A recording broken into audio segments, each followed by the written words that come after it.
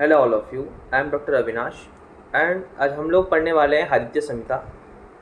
Generally बच्चों को ये प्रॉब्लम होता है, हरित भेल योग रत्नाकर पढ़ने के बाद ना सारी चीज़ें मिक्सअप हो जाती है, तो आइडेंटिफिकेशन में दिक्कत हो जाती है। बात किसने कही थी, भेल ने की थी या फिर हरित ने की थी या योग रत्नाकर ने की थी, तो ऐसे ऐसे कन्फ्यूजन्स होने लगते हैं। तो जो 60 संहिताज हैं इसको हम एक लेक्चर सीरीज़ के थ्रू कंप्लीट करेंगे and at the end of the series इतना तो आपको पता हो गया होगा, मतलब हो जाएगा कि आप इजीली डिफरेंशिएट कर पाओ कि इसको हरित ने किए थे या फिर भेल ने किए थे।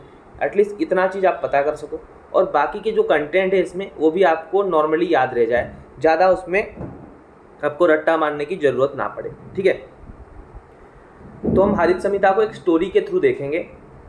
चलिए शुरू करते हैं। स्टोरी है, ये स्टोरी बनता है हरित को एक हम पूरा मतलब रिमोट विलेज के विलेजर मानते हैं।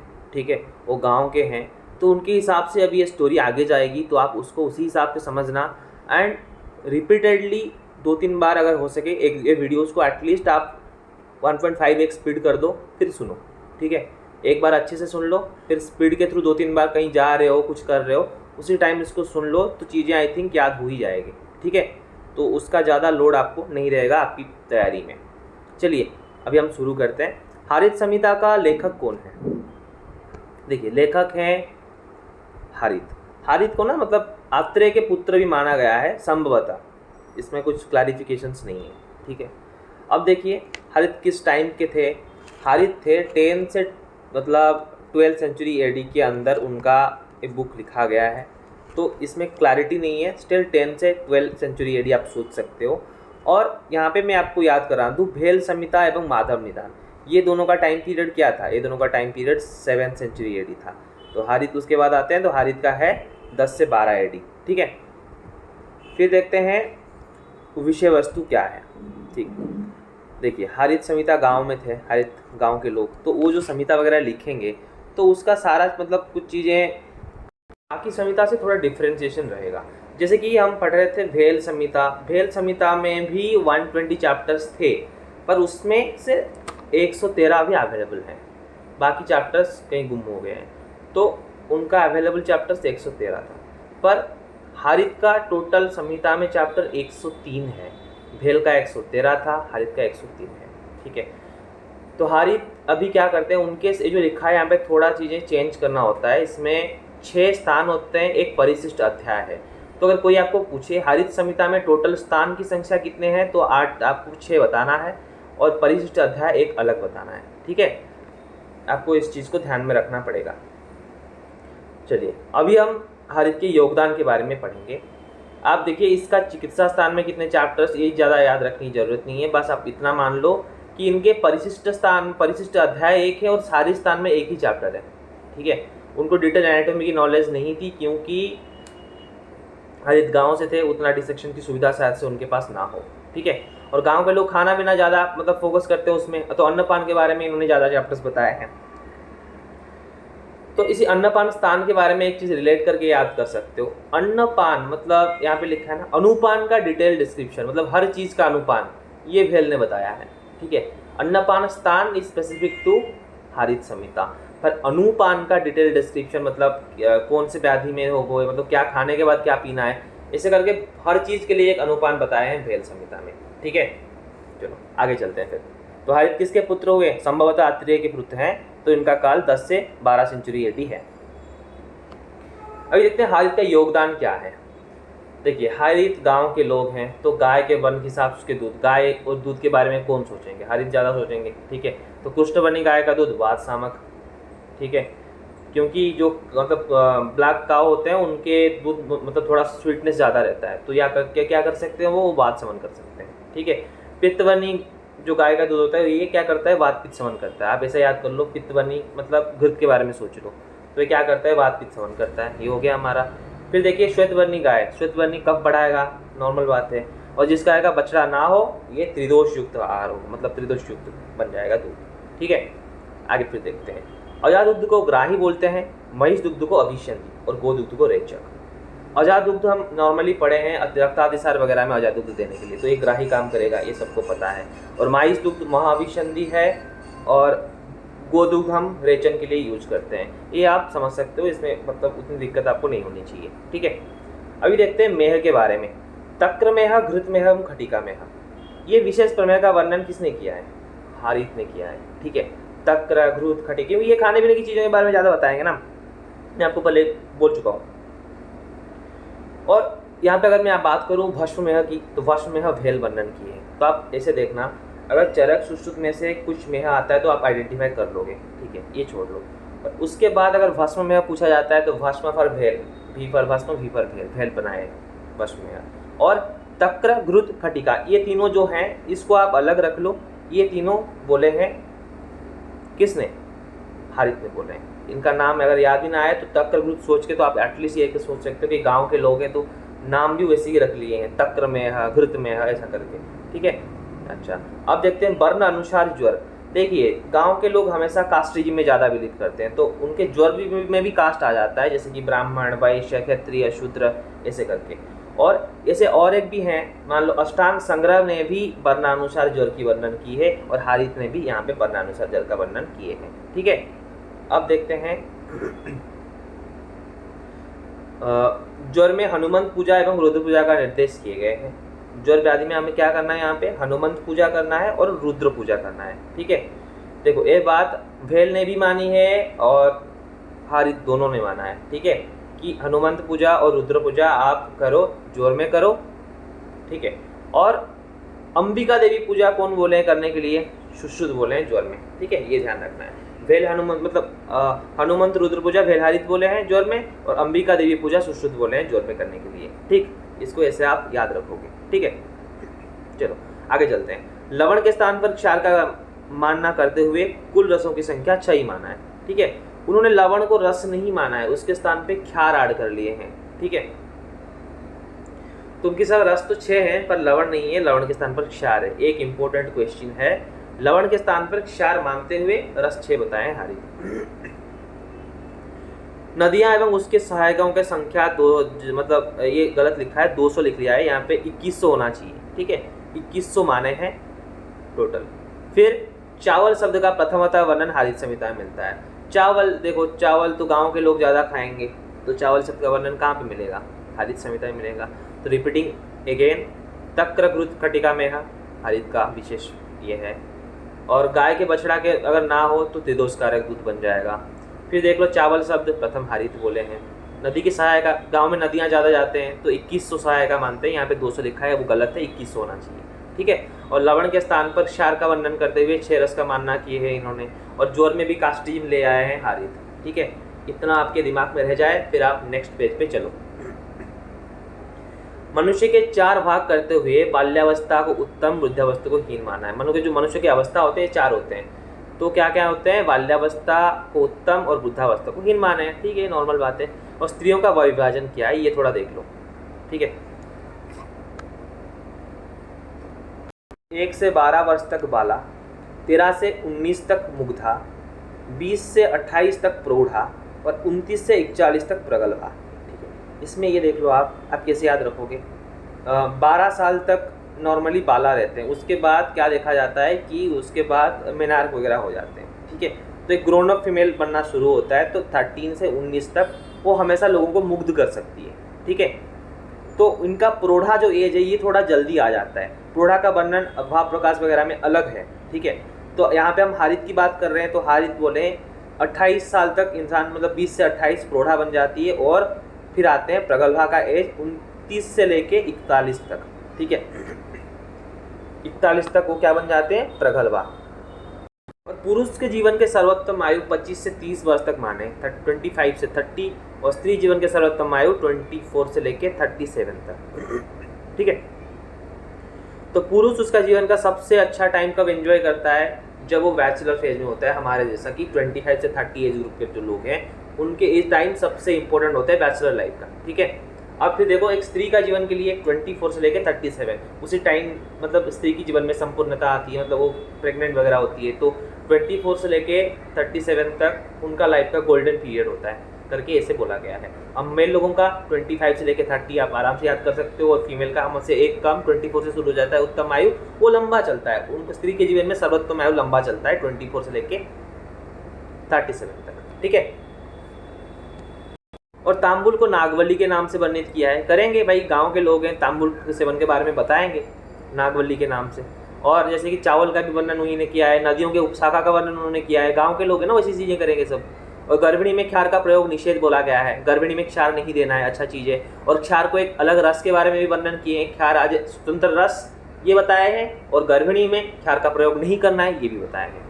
मसूरिका व्याधि का वर्णन वसंत नाम से किया गया है। तो आजकल मसूरिका को बसंत ही बोलते हैं, तो मसूरिका को बसंत नाम से, क्योंकि गांव में ना पहले बसंत स्प्रेड होता था, ऐसे करके बोला जाता था, ठीक है।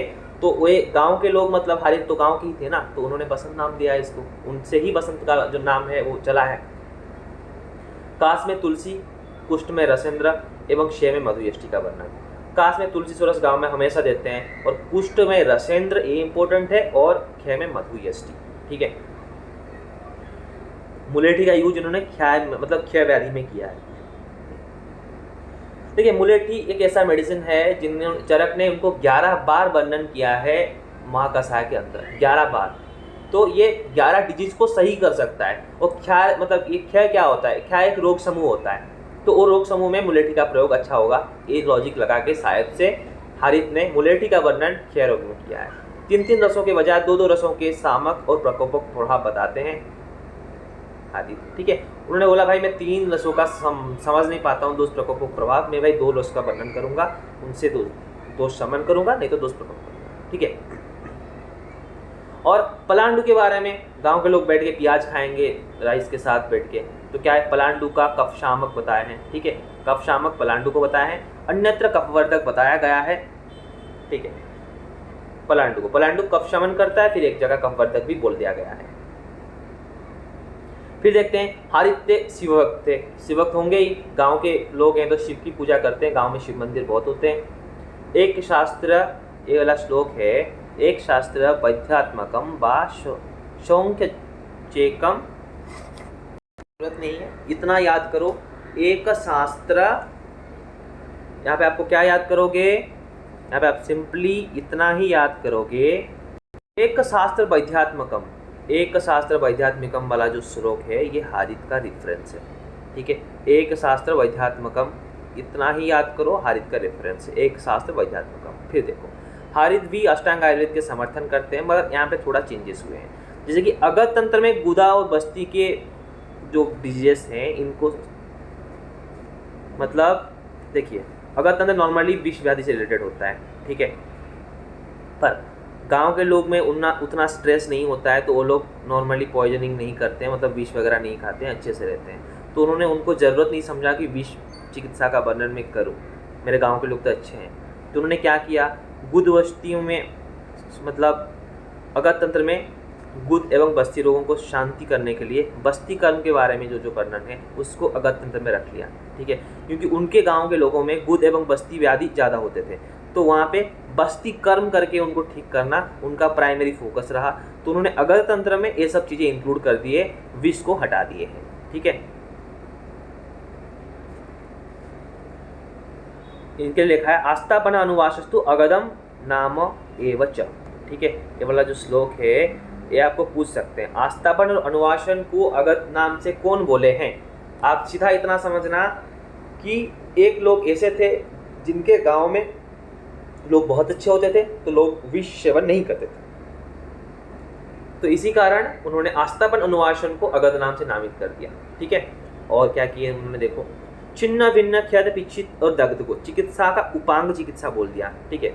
देखिए, उपांग मतलब नॉर्मल तो मेडिसिनल ट्रीटमेंट होता है, और गांव में उतना ज़्यादा सर्जिकल ट्रीटमेंट होना इम्पॉसिबल था, तो उपांग बस और एक छोटा सा अंग आयुर्वेद का रख के वो वहाँ पे छोटे मोटे सर्जरी किया करते थे, ऐसे आप सोच सकते हो। छिन्न भिन्न, भग्न, क्षत, पिच्छित, दग्ध, ये सब चिकित्सा उपांग चिकित्सा के अंदर उनके हिसाब से आती थी, ठीक है। और दो प्रकार की चिकित्सा मानी गई है, एक होता है समन, दूसरा होता है कोपन।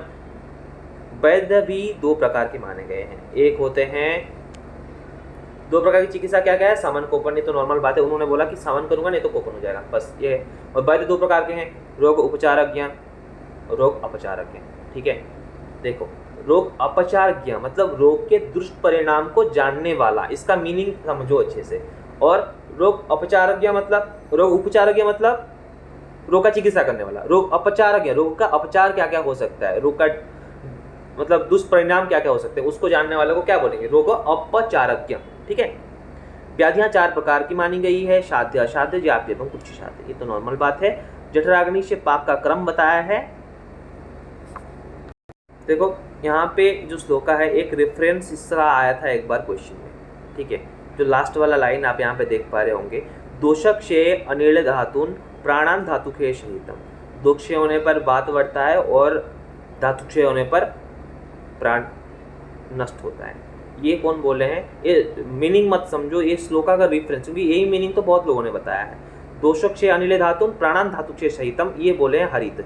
ठीक है, सहितम, हितम से हरित याद करो, दोषक्षय की बात होगी, धातुक्षय की बात होगी, तो यहाँ पे ये हरित वाला श्लोक होगा। ठीक है। अब उन्होंने एक बाल्यावस्था, युवावस्था, मध्यवस्था और वृद्धावस्था का डिवीजन किया है। देखो बाल्यावस्था नॉर्मल 16 तक है, युवावस्था 25 तक है, मध्यम अवस्था 70 वर्ष तक है, 70 से आगे आ जाएगा तो वृद्धावस्था हो जाएगा। ठीक है। बस स्त्रियों में थोड़ा अलग है। देखो ये नॉर्मल है तो 16 वर्ष तक बाल्यावस्था बोल दिए हैं, पर बाला बोलने के लिए 12 साल। ठीक है, बाला के लिए 12 साल ऐसे याद कर सकते थे हम। और मुग्धा के लिए 13 से लेकर 19 तक वो मुग्ध करती थी सबको। फिर हम क्या पढ़े थे, 20 से लेकर 28 तक सबको, मतलब वो प्रौढ़ा बन जाती थी। फिर 29 से 41 तक प्रगल्भा बन के रहती है। ठीक है, ये फीमेल के लिए था, ये नॉर्मल के लिए है, मेल के लिए है। ठीक है, अभी देखते हैं आगे। दोष प्रकृति 4 प्रकार की मानी गई है, वात, पित्त, कफ और शनिपातिक। ठीक है, उन्होंने 7 प्रकृति की वर्णन नहीं किए हैं, ये ध्यान रखो। इन्होंने चीज़ों को थोड़ा थोड़ा सिंपल रखने की कोशिश की है, जैसे कि इन्होंने चिकित्सा 2 तरह की बता दी है, समन कोपन खत्म किए। और यहाँ पे प्रकृति भी 2 प्रकृति का वर्णन नहीं किए हैं, बस वात, पित्त, कफ, शनिपात। उनके ट्रीटमेंट में जितना जरूरी उतना किए। उपांग चिकित्सा छोटे सर्जिकल प्रोसीजर्स जो करते थे वो उसको उपांग में डाल दिए।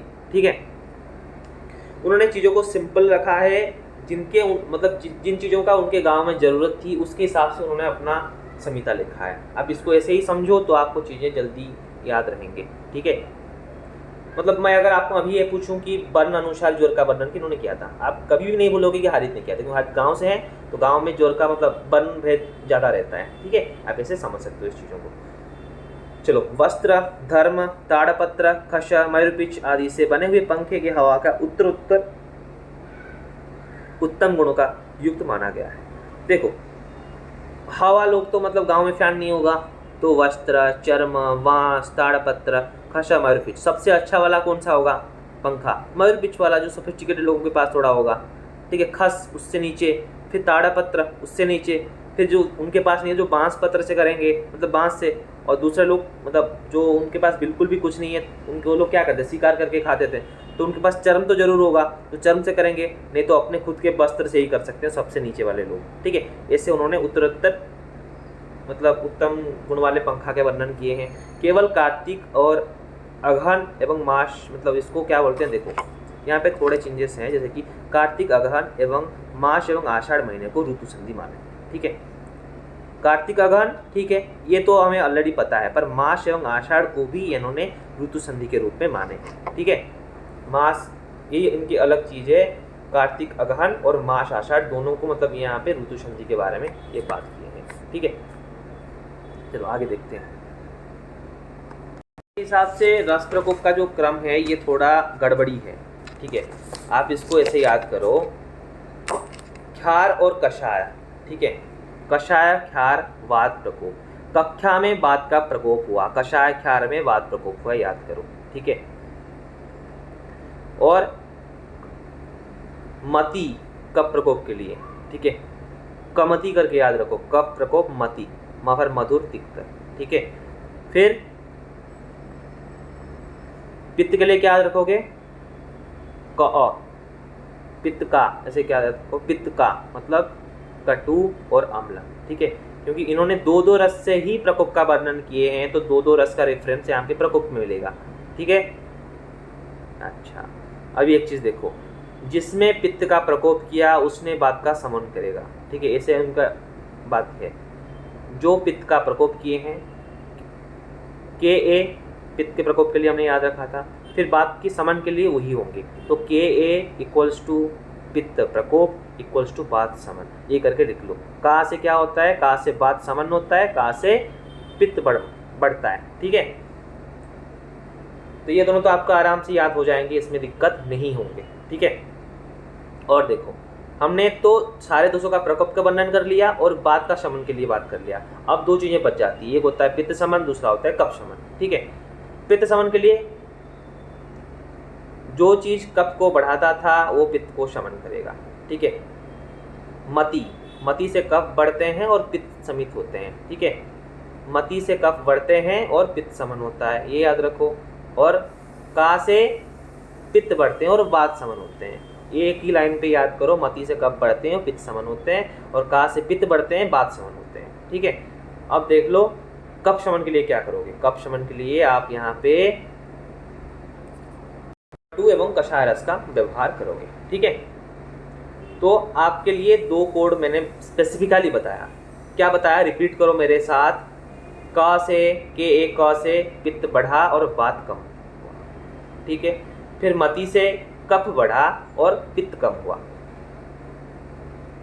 इससे चार चीजें आप याद रख पा रहे हो, तो इसको ध्यान से देखना है। गंगा के पानी का परीक्षण की विधि, तो देखो गांव के लोग हैं, गंगा के पानी पियेंगे, ये बात यही है, ठीक है। और देखते हैं आगे। स्वाति नक्षत्र में बरसने वाले जल को स्वाति जल संज्ञा देकर उससे अमृत तुल्य बताया है एवं अंशोदक का नाम दिया है। स्वाति जल बोले हैं किसको, स्वाति जल हंसोदक अथवा अंशोदक के लिए बोले हैं भाव प्रकाश और हारित, ठीक है। इस हम पढ़ रहे थे अगस्त नक्षत्र में, ये बोले हैं स्वाति नक्षत्र में, बात यही है, ठीक है। अच्छा, स्तनों में दुग्ध उत्पत्ति का विस्तृत वर्णन दिया गया है। जन्म के तुरंत बाद के स्तन को कफकारक बताते हुए शिशु के लिए उसका निषेध बताया गया है। देखो इसमें बात यह है, अगर मैं आपको स्तन में दुग्ध उत्पत्ति का स्पेसिफिक वर्णन किन्होंने किया था, आप क्या लगाओगे। दुग्ध उत्पत्ति, दूध खाएंगे गांव के लोग, इसे याद कर लो, गाय के दूध हो सकते हैं, ठीक है। तो ये गांव के लोग खा के जिंदा रहेंगे पशुओं के दूध, तो उनके लिए याद रखो ये हारित का वर्णन है, ठीक है। और भेल ने क्या बताया, भेल ने रक्त संवरण के बारे में अच्छे से बताया है। भेल ने हारित बताया है दुग्ध के बारे में डिटेल, दुग्ध उत्पत्ति के बारे में डिटेल बताया है। भेल बताया किसके बारे में, रक्त संवरण के बारे में डिटेल बताया है, ठीक है। और मूत्र कैसे निर्माण होता है इसके बारे में कौन बताया है, मूत्र निर्माण के बारे में सुश्रुत बोले है ना, अस्मरी चिकित्सा में, अस्मरी निदान में आपको मिलेगा मूत्र निर्माण के बारे में। अगर मैं आपको ये पूछूं श्वास प्रश्वास की क्रिया अच्छे से कौन बताया है, नाभिस्थ प्राण प्रवण वाला श्लोक कौन, सारंगधर, तो समझ सकते हो। श्वास से सारंगधर याद रखना। मूत्र से ऑपरेशन वगैरह कौन करते थे, सुश्रुत मतलब अस्मरी का, तो उससे सुश्रुत बन जाते हैं। और दुग्ध के बारे में गांव के लोग बात करेंगे, और रक्त संवरण के बारे में भेल बताएंगे, ठीक है। जितना 4 पॉइंट अलग मैंने बोला उसको नोट डाउन करो और याद करो, ये इंपॉर्टेंट है, इससे क्वेश्चन बन सकते हैं, ठीक है, क्योंकि पिकुलियर चीज़ें हैं ना। चलो आगे देखते हैं फिर। और जो तुरंत मतलब जन्म के बाद जो होता है तुरंत स्तन में उत्पत्ति होता है, ये शिशु के लिए हानिकारक होता है, और क्योंकि ये कफकारक होता है। स्त्री और गांव के मतलब गायों के वर्णानुसार दुग्ध के और उसके गुणधर्म बताए हैं। जैसे कि काली स्त्री का दुग्ध वातनाशक होगा, काली गाय का भी दुग्ध वातनाशक हो रहा था, और क्योंकि मधुर रस का ज़्यादा होता था ना तो पुष्टिकारी भी होता है। और गोरी स्त्री का दुग्ध कफकारक होता है, मतलब वाइट लोग कफ बढ़ाने वाले, ठीक है। और लाल रंग वाली स्त्री का दुग्ध वातकारक एवं पित्त वर्ण वाली स्त्री का दुग्ध पित्त शमक होता है। पित्त वर्ण वाले गाय का दुग्ध भी वात पित्त समन करता था, यहाँ पे स्त्री का दुग्ध ओनली पित्त समन कर रहा है, ये याद कर लो।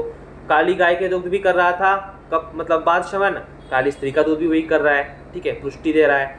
और ये हो गया। और स्पेसिफिक यहाँ पे याद रखो, लाल रंग वाली स्त्री की दुग्ध वात कारक होते हैं, ठीक है। लाल रंग से वात बढ़ता है, बात गुस्सा होकर बढ़ जाते हैं शायद से, मतलब सोच लो कुछ रेड कलर से बात बढ़ेगा। अच्छा, मूत्र वर्ग 9 बताया है, 9 मूत्र वर्ग के बारे में यहाँ पे वर्णन है। अप्रसूता स्त्री की मूत्र गाढ़ा एवं प्रसूत होने के बाद हल्का हो जाता है, उसी प्रकार बंध्य बैल का मूत्र भी हल्का होता है, ठीक है। प्रसूता होगा तो हल्का, अप्रसूत होगा तो गाढ़ा, सिंपल।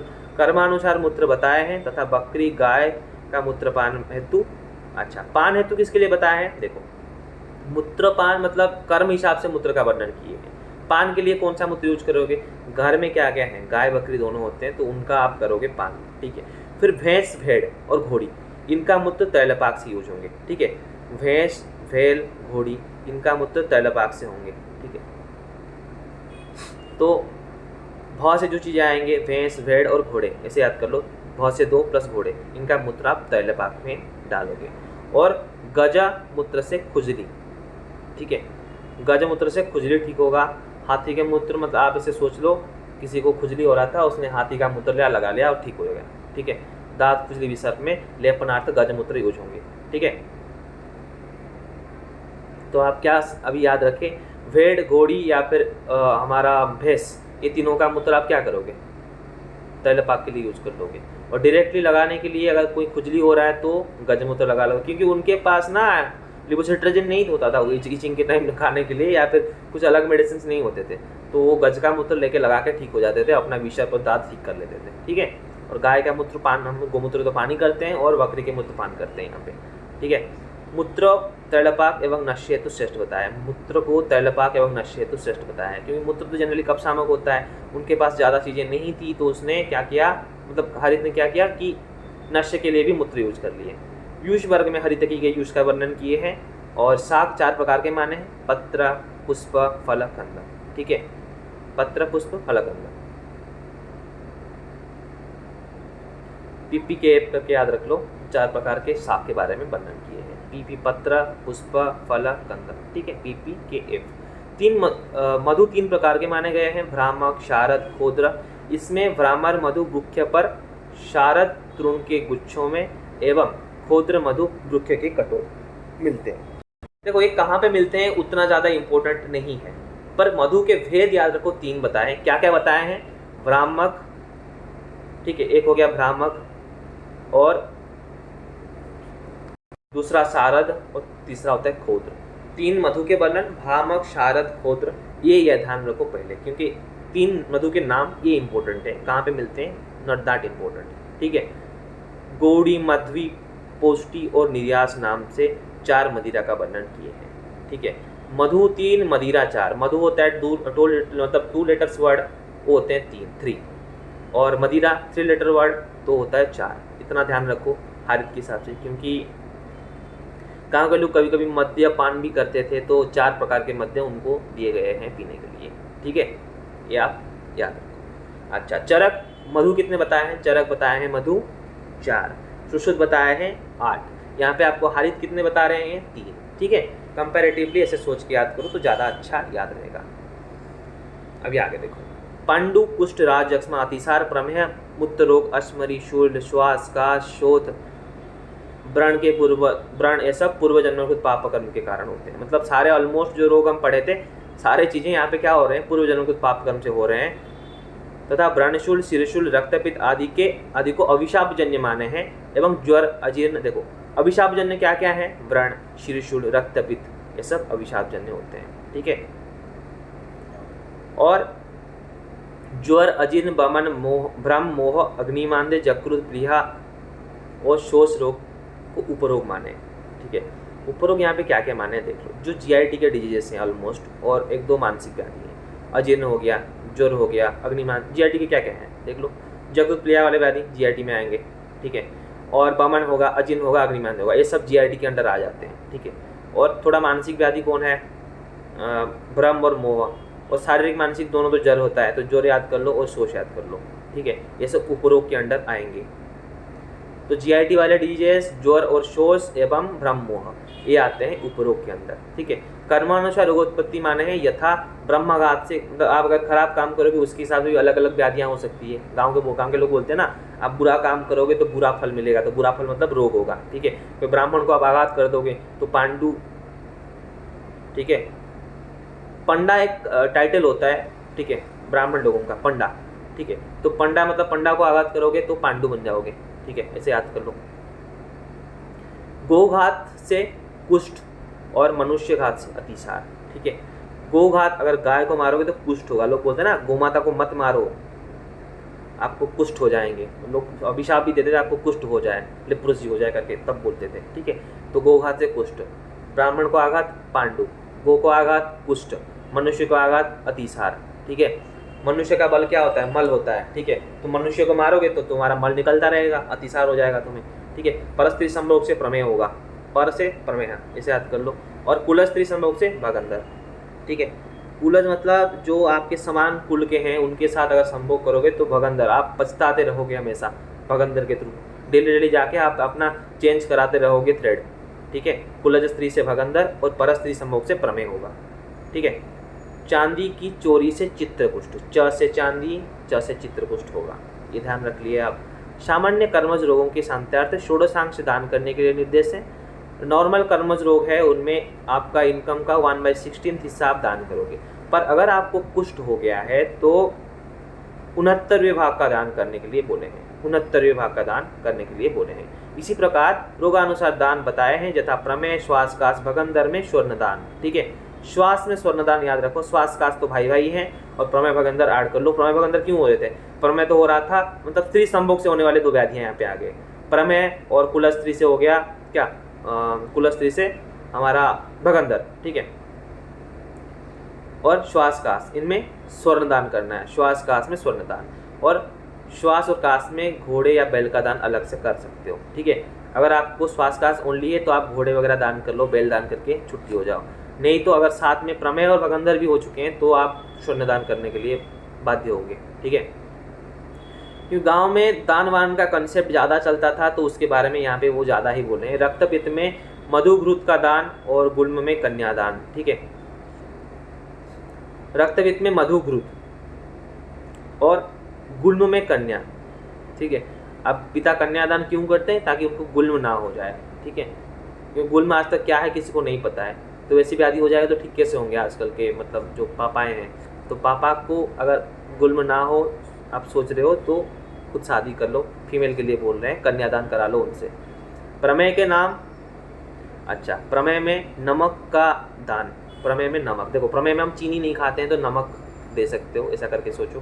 प्रमेय में नमक का दान, श्रम में पानी दान, और ज्वर में शिव पूजा।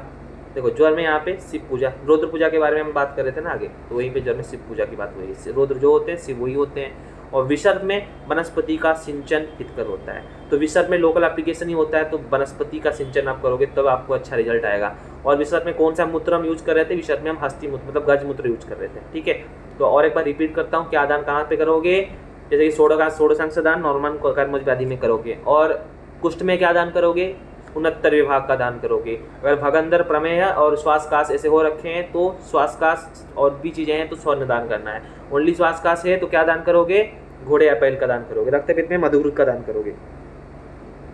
अगर कन्यादान नहीं करते तो पिता को क्या होगा? गुल्म हो जाएगा, ऐसा करके भी बोल दिया है। और प्रमेय में हम चीनी खाते हैं तो नमक का दान कर दो, चीनी नहीं खाते हैं तो नमक भी मत खाओ, नमक का भी दान कर दो, प्रमेय में नमक।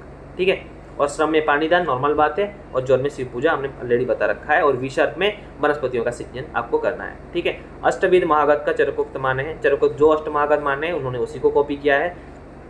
नक्षत्र ज्ञान का वर्णन एवं होम विधि का पृथक पृथक अध्याय में वर्णन किए हैं। देखो गांव के लोग, उनके पास ज़्यादा काम वाम नहीं है, वो बैठ के आज देख रहे हैं ये राशि में ये हुआ, राशिफल, नक्षत्र, ये सब के बारे में ज़्यादा सोच रहे हैं। चलो बैठे हैं तो कुछ नहीं करें, होम कर लें, ऐसे करके उनका कंसेप्ट था। तो होम विधि का वर्णन, नक्षत्र का वर्णन, वहाँ पे बोला था चावल का वर्णन, नदी के बारे में वर्णन, स्त्रियों के दूध के मतलब गाय दूध के कलर के हिसाब से उसका वर्णन, ये सब हारित ने किया हुआ है। ठीक है, आगे आगे देखते हैं। वात का 7 दिन में, पित्त का 3 दिन में और कफ का 1.5 दिन में पाक होता है, ये ध्यान रखो। ठीक है, वात 7, वात का 7 दिन। ठीक है, पित्त तफ 3, ये याद हो गया। वात 7, पित्त 3 और कफ में 3 का आधा कर लो 1.5, ये इसमें दिन में पाक होते हैं। ठीक है, और वात पित्त के लिए 8 दिन और कफवात के लिए 10 दिन। ठीक है, और पित्त कफ के लिए 5 दिन और त्रिदोष में 12 दिन तथा सन्निपात में 14 दिन के पाचन के लिए बोले हैं। देखो सन्निपात से 7 इंटू 2 करो। ठीक है, सन्नी पर 7 और पात पर 2, मतलब ऐसे करके 14 डेज सन्निपात के लिए याद कर लो। ठीक है, और अगर त्रिदोष बोलो तो उसे 2 कम कर लो, हो गया 10। ये दोनों आपने अच्छे से याद कर लिया। मैं आपको रिपीट करता हूँ, वात 7 हो गया, पित्त 3 हो गया, कफ 1.5 हो गया, ये तो आपका हो गया है। अब देखो सन्निपात 14 डेज, फिर त्रिदोष की बात आएगी तो 2 माइनस कर लो, 12 दिन। ठीक है, अब हमारे लिए 3 चीज़ें बचता है, वात पित्त, कफवात और कफ पित्त। ठीक है, अच्छा केपी पता है? केविन पीटरसन, एक क्रिकेटर होता है वो। ठीक है, उन्होंने आईपीएल में उन्होंने कोई एक गेम में 5 सेंचुरी लगाए देते हैं। 5 दिन के टेस्ट में आज थे उन्होंने 5 सेंचुरी लगाए हैं, 5 मैच की सीरीज में 5 सेंचुरी लगा दी है। केपी ने 5 सेंचुरी लगाई, मतलब कफपित्त 5 दिन में पाक हो जाएंगे। ठीक है, ये हो गया। और देखो कफवात के लिए, ठीक है, कवि, हम कब बात को कवि बोले हैं, तो कवि 10 दिन बैठ के कुछ लिख रहे हैं, रचना लिख रहे हैं, उनको मतलब कुछ लिखने में 10 दिन मिनिमम लग जाते हैं कवि को, ठीक है, ये हो गया। और वाद पिता जो होगा उससे आप क्या करोगे, 8 कर लोगे 10 से -2 करके। तो ऐसे डिफिकल्ट होता है थोड़ा थोड़ा याद करने में, पर एक दो बार आप उसी लॉजिक से पढ़ोगे समझोगे तो आई थिंक कर ही लोगे, ठीक है। ज्वर 8वें दिन निराम होता है, ये इनका मानना है।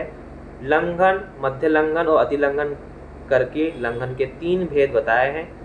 तदंतर पुनः अनशन, वमन, विरेचन, रक्तमोक्षण, उष्ण जलपान एवं स्वेदन के भेद से लंघन 6 भी माने, ठीक है। तो लंघन के भेद 3 नहीं तो 6, क्योंकि गांव के लोग खाने पीने भी उनको नहीं मिलता था, ऐसे सोच लो। तो 3 दिन लंघन के 3 प्रकार के हो सकते हैं, तो 6 प्रकार के भी हो सकते हैं, ठीक है। उष्ण जलपान को भी एक लंघन का भेद माने, स्वेदन को भी एक लंघन का भेद माने, बहुत अच्छे किए ना इनमें, एक कंसेप्ट उनका अच्छा है।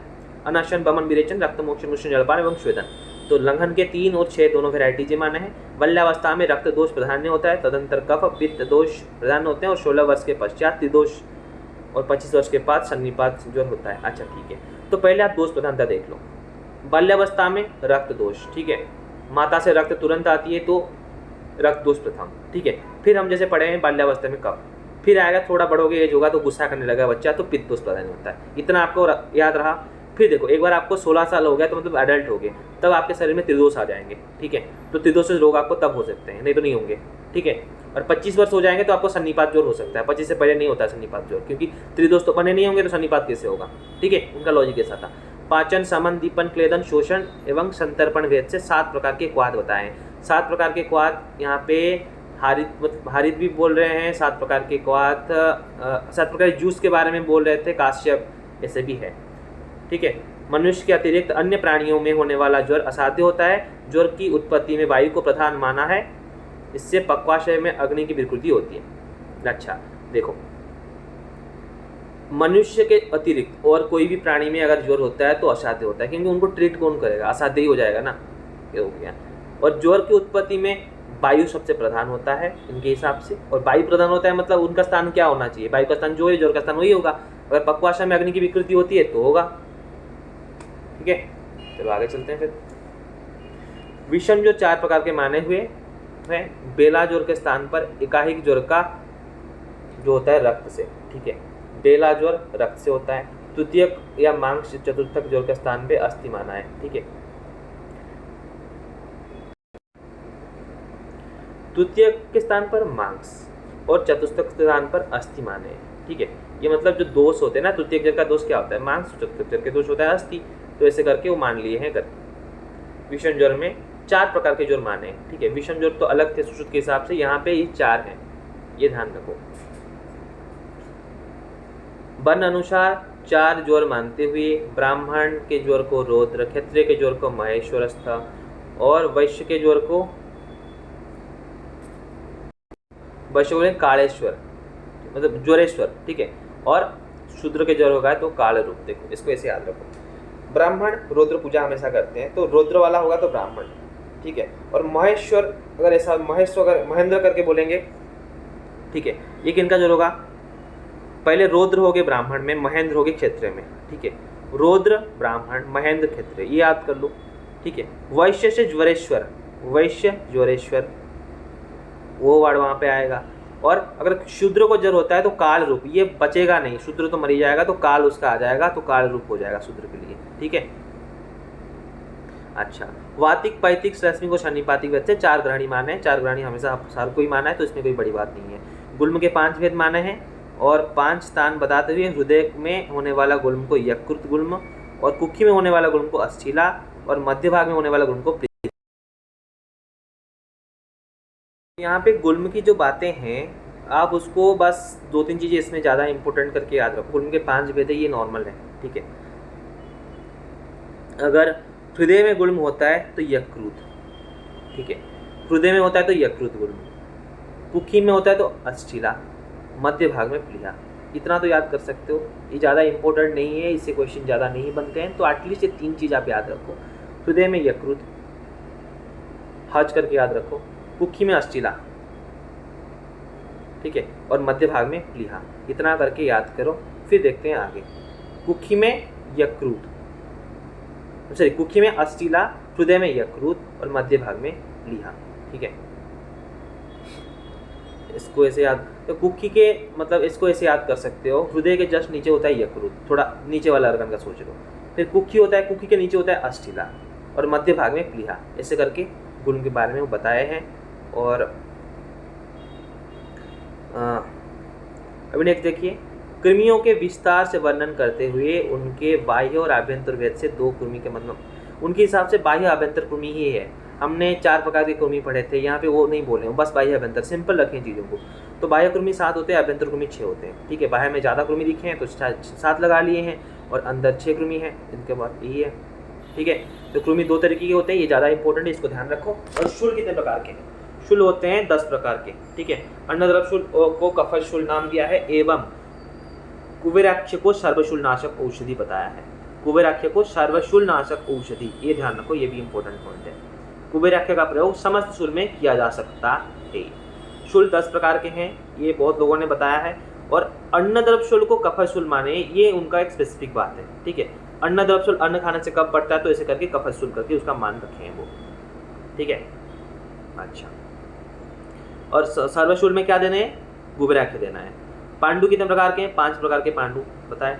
और मृतभक्षण जन्य पांडु को रुक्षण पांडु के नाम से बोले हैं। रुक्षण पांडु, रुक्ष कर देता है इंसान को, मृतभक्षण जन्य पांडु। सुश्रुत के हिसाब से पांडु 4 होते हैं, क्योंकि मृतभक्षण को सुश्रुत पांडु के भेद नहीं माने। पांडु के पूर्व रूप में मृतभक्षण की बात की है सुश्रुत ने। ठीक है, कामला, हलीमा, कुंभ कामला को भी पांडु रोग में उसमें गिनती किए हुए हैं। ठीक है, तो टोटल पांडु रोग 8 इनका रेफरेंस में भी आया है। तो पांडु कामला सब मिला के एक बार उन्होंने 8 भी बताया है, और ये वाला क्वेश्चन आता है। तो पांडु और कामला का भेद अगर पूछते हैं तो 8 आप लगा सकते हो अकॉर्डिंग टू हारी। ठीक है, और रुक्षण पांडु किसको बोले हैं? मृतभक्षण जन्य पांडु को बोले हैं रुक्षण पांडु। ठीक है, चलो आगे देखते हैं। शूल भी बताया है 10 प्रकार, वैसे क्षय भी 10 प्रकार बताए हैं। और क्षय में च्यवनप्राश, अगस्थहरितकी, पिपली वर्धमान, शिलाजतु, पराशर घृत, अमृतपाश घृत, ताड़क आम्रात घृत, ये सब के वर्णन किए हैं। देखो यहाँ पे इंपॉर्टेंट बात क्या आता है, देखो क्षय व्याधि में राजयक्ष्मा में कौन बताए हैं पिपली वर्धमान योग, ये बता सकता है कोई? आप ध्यान रखो कि चरक बोले हैं रसायन में, सुश्रुत बोले हैं वात रक्त में, काश्यप बोले हैं राजयक्ष्मा में। ठीक है, तो काश्यप राजयक्ष्मा में बोले हैं, और यहाँ पे क्षय व्याधि में भी हारित ने वर्णन की है पिपली वर्धमान रसायन के। ठीक है, और शिलाजतु, पराशर घृत, ठीक है, अमृतप्राश घृत, अमृतप्राश को यहाँ पे हमारा क्षत खीण में था ना अमृतप्राश घृत, यहाँ पे उन्होंने वर्णन के दिए। अगस्त्य की काश में था, यहाँ पे क्षय में लाए हैं उसको। राजयक्ष्मा को साधारणतः 4 मास तक जीवित रहता है राजयक्ष्मा वाला रोगी। बलवान होने पर अधिकतम 6 मास तक, और अत्यंत उच्च कोटि की चिकित्सा होने पर 1000 दिन तक वो जीवित रह सकता है। ठीक है, अगर बहुत अच्छा चिकित्सा करोगे तब ये मान लो 3 साल करीब जिंदा रखता है, तो 1000 दिन वो जिंदा रह सकता है। नहीं तो 4 मास इसका लास्ट पीरियड है साधारणतः। और अगर रोगी बहुत ज़्यादा बलवान है तो और 2 महीना टिक जाएगा, मान लो 6 महीने तक टिक सकता है। ठीक है, अब आगे देखते हैं। रक्तपित्त में कोष्ठासित पित्त, प्राणवायु, शमान वायु एवं अपान वायु की दृष्टि होती है, ये बहुत इंपॉर्टेंट बात है। ठीक है, रक्तपित्त में क्या दूषित होते हैं, कौन से वायु दूषित होते हैं, ये ध्यान रखो, ये इंपॉर्टेंट है, बहुत ही इंपॉर्टेंट है। कोष्ठासित पित्त तो ये आप समझ जाओगे। वायु कौन से दूषित होते हैं? प्राण, अपान, शमान, पास। रक्तपित्त में पास दूषित होते हैं, याद रखो, PAS, प्राण, अपान, शमान। ठीक है, और इसके प्रकोप 4 प्रकार के माने गए हैं, और इसके गतियां 2 प्रकार की मानी गई है, एवं इसके 18 उपद्रव माने गए हैं। ठीक है, तो रक्तपित्त के यहाँ पे 18 उपद्रव है, और हमने पढ़ रखा है रक्तपित्त के उपद्रव 11 होते हैं चरक में, यहाँ पे 18 उपद्रव के बारे में वर्णन हुई है। ठीक है, और गति यहाँ पे 2 प्रकार की बताई गई है, और उपद्रव 18 बताए गए हैं। ठीक है, वासा का प्रशंसा करते हुए उन्होंने लिखा है रक्तपित्त क्षयिकासी कर्मस्थ अवशिदति, ये वाला लाइन इंपॉर्टेंट है, ये वासा की प्रशंसा में आया गया है। ठीक है, रक्तपित्त क्षयकाश में आप यूज कर सकते हो वासा का। तालिश चूर्ण का वर्णन रक्तपित्त में किया गया है। तालिश चूर्ण का वर्णन यहाँ पे रक्तपित्त में कौन कर रहे हैं? फेल कर रहे हैं। पर अगर मैं आपको पूछूं, हारित कर रहे हैं, अगर मैं पूछूं तालिशादी चूर्ण कहाँ पे वर्णित है, तालिशादी चूर्ण वर्णित है ग्रहणी में, योग रत्नाकर के हिसाब से। तालिशादी चूर्ण ग्रहणी में है योग रत्नाकर के हिसाब से। और 43 चूर्ण हारित बताए हैं रक्तपित्त में, और 43 पत्रवटक भेल बताए अर्श में। ठीक है, तीनों रेफरेंस याद करो। यहाँ पे सिर्फ हारित का वर्णन है 43 चूर्ण रक्तपित्त, पर मैं यहाँ पे आपको बोल रहा हूँ तालिशादी चूर्ण पूछा गया तो योग रत्नाकर के हिसाब से होगा ग्रहणी। अगर तालिशादी चूर्ण चरक से पूछूं तो क्या लगाओगे, राजयक्ष्मा लगाओगे। 43 पत्र बटक पूछेंगे भेल के हिसाब से तो अर्श लगा सकते हो। ठीक है, चलो आगे चलते हैं हम लोग। वातज, पित्तज, कफज, सन्निपातज, रक्तज, सहज भेद से अर्श 6 होते हैं, सुश्रुत के हिसाब से भी 6 हैं। एवं कांकायन गुटिका तथा कल्याणक लवण का वर्णन इस प्रकार में किया गया। अर्श में कल्याणक लवण की बात हुई है, और सुश्रुत में तो कल्याणक लवण शायद से बताए थे, वात व्याधि में भी वर्णित है। ठीक है, कांकायन गुटिका गुल्म का मेडिसिन है, पर यहाँ पे उन्होंने कहाँ पे अर्श में लिखा है कांकायन वटी, इसीलिए हम कांकायन वटी अर्श में दे सकते हैं, दे रहे हैं, आजकल के भी वैद्य हैं। वातज, पित्तज, कफज, वातपित्त, कफपित्त, रक्तज, सन्निपातज जो क्षयज भेद से कास 8 प्रकार के हैं। देखो हारित के नंबर्स बहुत ज़्यादा मायने रखते हैं। क्या क्या नंबर्स बता दे रहा हूँ एक बार और देखिए। 8 प्रकार के होते हैं क्या, आपको 8 प्रकार के कास मिलेंगे। 8 प्रकार के और क्या मिलेंगे, कास 8 प्रकार के मिले, पांडु भी 8 प्रकार के मिल रहे हैं आपको। और 10 क्या मिल रहे हैं, 10 आपको क्षय मिल रहे हैं, 10 आपको मिल रहे हैं शूल। इतना तो आप आराम से याद कर सकते हो। ठीक है, ये गलतियां नहीं करनी है। मान लो आपने गुल्म का स्थान याद नहीं रखा, ठीक है कोई बात नहीं, पर आप इस सब चीज़ों को मतलब जरूर है आप याद करो। ठीक है, अच्छा और देखते हैं आगे। अजीर्ण से उत्पन्न वमन 2 प्रकार का होता है, स्निग्ध और रुक्ष। ठीक है, दोषानुसार 3 प्रकार, वातपित्त, कफज। तो स्निग्ध रुक्ष हो सकते हैं, तो वातपित्त, कफज, वमन आपको होते हैं। प्रत्येक ज्ञानेंद्रिय में 12 नाड़ियाँ स्थित होती है, कुल पंचेंद्रिय में 60 नाड़ी। ठीक है, ज्ञान इंद्रिय 12 नाड़ी। ठीक है, 12 वर्ष में ज्ञान आते हैं, तो प्रत्येक ज्ञानेंद्रिय में 12 नाड़ी, ये प्रीवियस क्वेश्चन है। ठीक है, तो पंच ज्ञानेंद्रिय में पंचेंद्रिय में 60 नाड़ियाँ आपको मिलेंगे। मूर्छा 6 प्रकार के होते हैं, इनमें सुपारी वाले मद का भी वर्णन किए हैं। देखो गांव के लोग सुपारी खाते हैं, तो सुपारी ज़्यादा खाने पर मद उत्पन्न होता है, तो उसके वर्णन कौन किए हैं, तो गाँव के लोग सुपारी की बात करेंगे तो हो जाएगा किसका रेफरेंस, हारित का। ठीक है, 84 प्रकार के वातज रोग माने हैं। वातज रोग नॉर्मल कितने होते हैं, 80 होते हैं, तो 84 कौन माने हैं, हारित माने हैं। ठीक है, ये ध्यान रखें, क्योंकि गांव के लोगों में वात व्याधि थोड़ा ज़्यादा हो सकता है, ज़्यादा काम करते हैं तो वात व्याधि उनका ज़्यादा हो सकता है, तो 84 है। ठीक है, आम बात को नामतः 4 प्रकार मानते हुए इसकी चिकित्सा का विशद विवेचन करते हुए इनमें स्नेहन निषेध किया है। ठीक है, आम बात 4 प्रकार माने हैं, कौन, हारित। तस्य न स्नेहनम कार्यम पाचनं च विधीयते, ये वाला रेफरेंस हमेशा पूछता है, हारित का रेफरेंस है।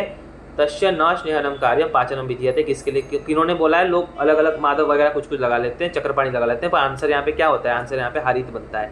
न स्नेहनम कार्यम न पाचनम विधीयते, कार्यम पाचनम च विधीयते, पाचन करना है, स्नेहन नहीं करना है। ठीक है, आम बात में अजमोदादि चूर्ण इंपॉर्टेंट है, सबको पता है, दिया जा भी रहा है।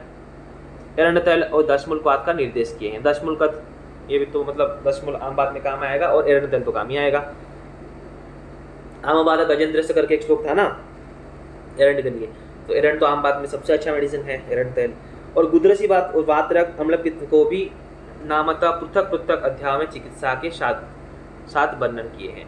गुदरसी बात, वातरक्त एवं अम्लपित्त। ठीक है, ऐसे 3 करके उन्होंने वर्णन किया है। और उदर रोगी में केवल जलोदर का पूर्ण अध्याय में वर्णन करते हुए जलोदर के संबंध में कहा है कि अक्रियायाम दुर्गम मृत्यु क्रियाया संशय भवेद। देखो अक्रियायाम दुर्गम मृत्यु क्रियाया संशय भवेद, यहाँ पे हारित जलोदर के लिए बोले हैं, हमारा कोड था हज, हारित जलोदर के लिए बोले हैं, सुश्रुत अस्मरी के लिए बोले हैं, चरक सन्निपात उदर के लिए बोले हैं। इतना आप याद कर सकते हो। ठीक है, और हाँ बागवट मूढ़गर के लिए बोले हैं, अक्रियायाम दुर्गम मृत्यु क्रिया संशय भवेद। ठीक है, शिशुओं में 3 प्रकार के अस्मरी मानते हुए इसका कारण गर्भधान के समय पिता द्वारा शुक्रवेग को रोकना, युवावस्था में चौथी शुक्रज अस्मरी भी हो सकती है। ये सुश्रुत का भी मतलब मानना था, युवावस्था में ही शुक्रज अस्मरी होता है, बच्चों में तो नहीं होता है। 4 प्रकार के अंडवृद्धि माने हैं, जिसमें से पित्तज एवं सन्निपातज को असाध्य माने हैं। ठीक है, पित्तज और सन्निपातज अंडवृद्धि असाध्य होंगे ही। ठीक है, पित्तज में पक जाएगा, सन्निपात तो सन्निपात होता है, ये दोनों अंडवृद्धि असाध्य होते हैं, ये ध्यान रखो। अंडवृद्धि 4 प्रकार के हुए और असाध्य पित्त और सन्निपातज हैं। ठीक है, विसर्भ 7 होते हैं, लुताएं 7, श्लीपद 4 और स्तन्यदोष 5। देखो स्तन्य दोष 5 के वर्णन किसने किया है? हारित ने किया है। इंपॉर्टेंट है, ये क्वेश्चन पूछा जाता है इसमें से, ठीक है। हारित के स्तन्य दोष इंपॉर्टेंट है, उसको आपको पढ़ना है। और विसर्प 7 होते हैं, लुता 7 होता है, और स्लीपद के 4 वेराइटी हैं, ठीक है। स्लीपद 4 यहाँ पे ही हम पढ़ रहे हैं, नहीं तो स्लीपद 3 ही वेराइटी होते हैं, हमें सामने पढ़ रखा है सुश्रुत वगैरह में। तो यहाँ पे स्लीपद 4 मिल रहे हैं आपको, ये अलग बात है।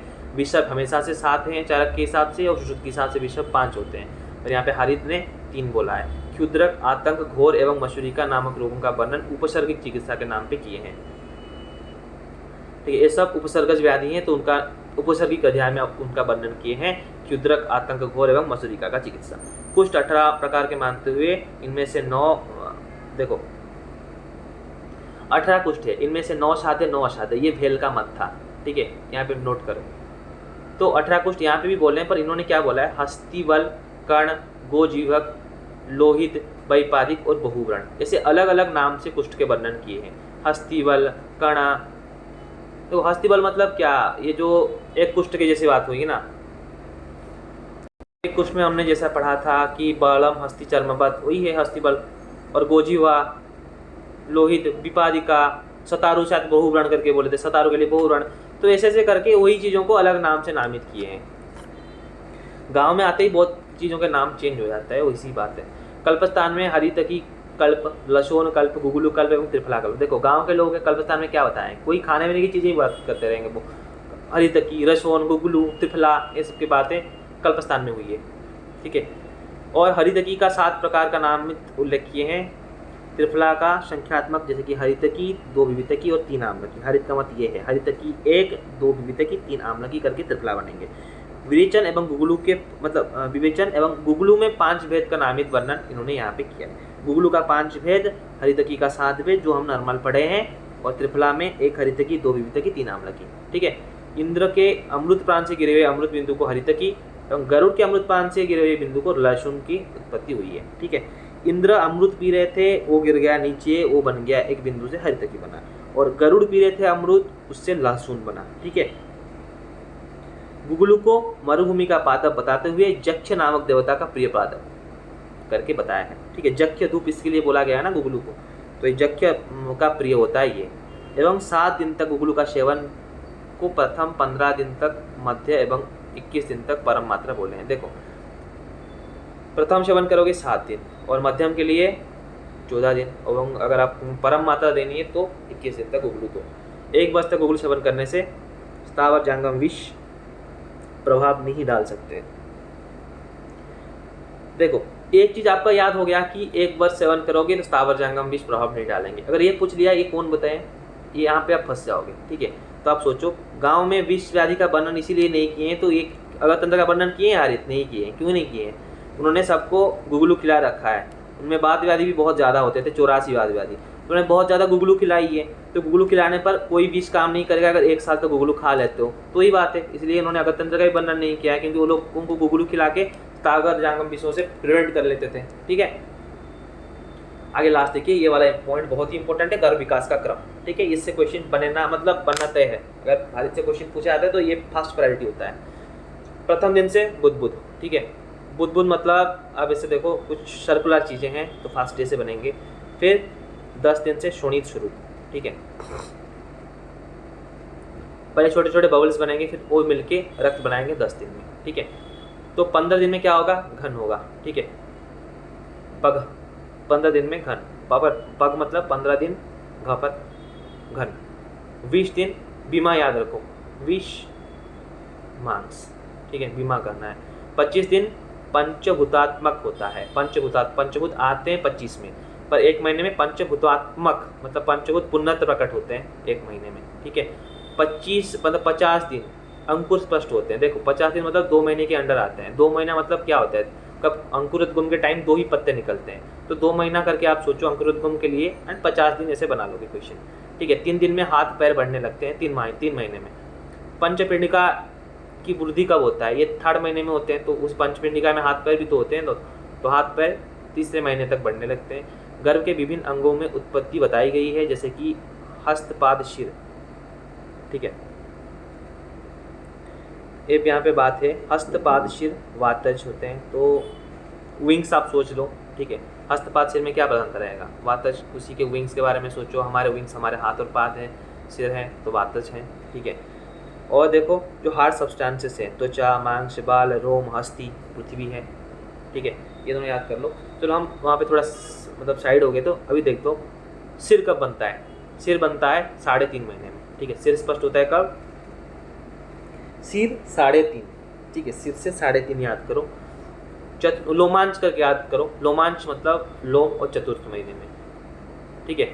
पंचमे सुजीव भवती, ठीक है। जीव उत्पत्ति पंचम में, ठीक है। 6 पार याद करो, मतलब षष्टम महीने में प्रस्फुरण, 6 पार। और देखो अष्ट आहार 5, मतलब जठराग्नि होते हैं कितने, अग्नि 8 होते हैं, तो अष्टम महीने में अग्नि का योग होता है, तो अष्ट आहार पाचन याद रखो। आहार पाचन कौन करेगा, अग्नि करेगा, तो अग्नि अष्टम महीने में जुड़ेगा, ठीक है। 9 महीने में बच्चा पैदा होकर चेष्टा उत्पन्न करेगा, रोएगा, हाथ पैर हिला के, ऐसा सोच लो, मतलब चेष्टाएं उत्पन्न कर सकता है गर्भ में। और 10वां महीना तो प्रसव का काल हो जाता है वो तब तक, ठीक है। तो आगे कुछ चीज़ें हैं, जैसे कि हमने ऑलरेडी बता रखा है, हस्तपाद शिर ये होते हैं विंग्स, वातज हैं। और पृथ्वी से क्या बनते हैं, हार्ड सब्सटेंसेस बनते हैं, ठीक है। और यहाँ पे और कुछ चीज़ें हैं, जैसे कि लिक्विड सब्सटेंसेस, जैसे रस, रक्त, लाल, मतलब लाल, मूत्र, शुक्र, ये सब जल से बनेंगे, ठीक है। और पित्त, नेत्र, क्रोध, मोह, ये सब पित्त सिम्टम्स हैं, तो तेजस से बनेंगे। और देखो तम में कंफ्यूजिंग हो सकता है, तम में कफ लगा सकते हो, पर तम तेजस से बनता है, ठीक है। तफ तम, तप तेजस, ये इंपॉर्टेंट है, इसको हाईलाइट करो, ठीक है। अब देखो कान, स्पर्श, उच्छ्वास, स्वेद का गमनागमन। देखो स्वेद का गमनागमन ये सब वायु का काम है ना, स्पर्श फीलिंग कराएगा कौन, वायु, नर्वस सिस्टम, तो वायु है, ठीक है। अब देखो मन, बुद्धि, तंद्रा, आलस्य, मद आकाश से निर्मित होते हैं, ठीक है। मोह होते हैं तेजस से, मद होते हैं आकाश से, ये ध्यान रखो, ठीक है। और तंद्रा, आलस्य, बुद्धि सब आकाश से डिपेंड करता है। इस आकाश को बहुत ही हाईलाइट करके पढ़ो, क्योंकि यहाँ पे लॉजिक काम नहीं आ रहे हैं। तो मन, बुद्धि, निद्रा, आलस्य, मद, ये आकाश का बात है, ठीक है। और त्वचा, रवि का त्वचा याद करो, रक्तवात से त्वचा बनेगा, ठीक है। और मांस से कनेक्टेड होता है क्या, स्किन, तो त्वचा के आसपास से उत्पन्न होगा मांस, ठीक है। अब देखो मेद किससे उत्पन्न होगा, वीर्य और कफ से, ठीक है। मेद जैसे कि सेमीसैलिड है, वीर्य और कफ जैसे ही सेमीसैलिड चीज़ें होते हैं, तो मेद वीर्य और कफ से उत्पन्न होंगे। रस अस्थि और रक्त से, ठीक है। ये वाला पॉइंट इंपॉर्टेंट है, रस कैसे निकलेगा, ये बहुत इंपॉर्टेंट है। आकाश जैसे मैंने पिकुलियर बताया, यहाँ पे रस को भी उतना ही पिकुलियर बोल रहा हूँ, क्योंकि रस अस्थि और रक्त से निर्मित होता है, ठीक है, ठीक है। रस रक्त से उत्पन्न होगा ये तो ठीक है, पर अस्थि इसमें ऐड हो जाता है रस के लिए, ठीक है। और उर्भाग में आर के, ट्रिपल आर नहीं, आर के, मतलब रस, रक्त और कफ रहेंगे, ठीक है, उर्भाग में। क्यों, देखो लंग्स में क्या होते हैं, लंग्स में आते हैं कफ, ठीक है। और हार्ट में क्या आता है, रस और रक्त प्रवाहित होते हैं, तो रस, रक्त, कफ उर्भाग में आपको मिलेंगे, उरस्थान में, ऑर्गन्स में ये मिलेंगे, ठीक है। और प्लीहा और पेशी के आर, ठीक है, याद रखो, फर्क, ठीक है। प्लीहा में पेषणा कर्म के आर से करो, इसको ऐसे रखो, के आर का फर्क से, ठीक है। इसमें जितना आपको याद होता है उतना याद करो, हार्ड एंड फास्ट उतना नहीं है, पर मैंने इसका ट्रिक बता दिया है। अगर आप चाहो तो 2-3 बार पढ़ोगे तो ये भी याद कर सकते हो, ऐसा डिफिकल्ट नहीं होगा। हृदय में पित्त की स्थिति होती है, यकृत में वात रक्त का स्थान होता है, ठीक है। हृदय में पित्त साधक पित्त होता है, ये याद कर लो। यकृत में वात रक्त दोनों होते हैं, यकृत में रक्त होगा पर वात भी होता है, ये इनके पिकुलियरिटी है, ठीक है।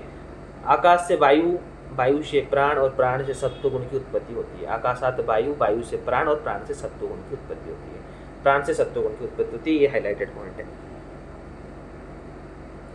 आकाश से जल, जल से पृथ्वी और पृथ्वी से अग्नि और अग्नि से तम गुण की उत्पत्ति। ये पूरा मतलब क्या है इसका लॉजिक। अब आकाश से जल निकलता है, हम बारिश होती है, ये याद कर सकते हो। जल से पृथ्वी बना, ये भी चलो ये भी हो गया, ठीक है। अब यहाँ पे मतलब क्या अजीब चीज़ है, जैसे कि पृथ्वी से अग्नि और अग्नि से तम गुण, ठीक है। पृथ्वी से अग्नि और अग्नि से तम गुण, अग्नि से तम गुण की उत्पत्ति कोई सोच नहीं सकता। तो आप एटलीस्ट ये दोनों याद रखो, प्राण से सत्व गुण और अग्नि से तम गुण, ठीक है। ये इनका पिकुलियरिटी बात है, अग्नि से तम गुण। आप ऐसे सोचो, तमसा को हटाना, तमसा मतलब अंधार होता है, अंधार को हटाने के लिए अग्नि देना पड़ता है, तो अग्नि से तम गुण और प्राण से सत्वगुण की उत्पत्ति होती है। ये दोनों पॉइंट आप ध्यान रखो, प्राण से सत्वगुण और अग्नि से तम गुण की उत्पत्ति। और यकृत में क्या होता है, वात और रक्त दोनों रहते हैं, हृदय में पित्त रहता है, और प्लीहा में पेशेंट का केयर करो, कफरक्त प्लीहा और पेशियों में, ठीक है, इतना याद हो गया। फिर पंच तत्वों में आकाश का प्रधान माना गया है। पंच तत्वों में से सबसे पहला आता है आकाश। आकाश ऊपर होता है तो उसको पहले मानेंगे, ठीक है।